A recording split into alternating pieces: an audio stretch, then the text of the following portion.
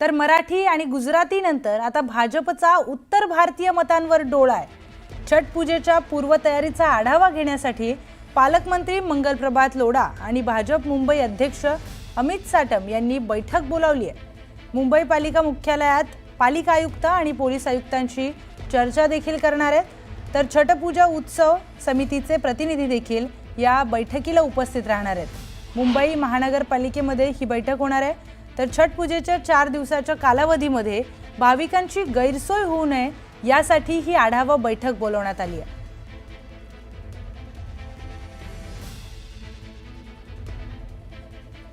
थेट जाऊयात आपले प्रतिनिधी तुषार रुपनवार यांच्याकडे। तुषार, छठ पूजेचं व्यवस्थित सगळं मॅनेजमेंट व्हावं यासाठी ही आढावा बैठक बोलवण्यात आली आहे, काय अधिकची माहिती? नक्कीच आपण जर पाहिलं असेल तर येणाऱ्या 3 महिन्यांमध्ये मुंबई महानगरपालिका निवडणूक आहे।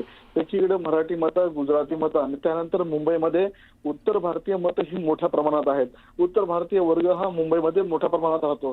त्यामुळे छठ पूजेचं आयोजन करत असताना स्थानिक पोलीस आयुक्त असतील, स्थानिक मुंबई महानगरपालिका आयुक्त असतील, यासोबत मुंबई महानगरपालिकेचे सर्व संबंधित अधिकारी यांच्यासोबत मंगलप्रभात लोढा पालकमंत्री म्हणून आपल्याला बैठक घेताना पाहायला मिळतात की छठ पूजेचं व्यवस्थापन हे व्यवस्थितरित्या झालं पाहिजे।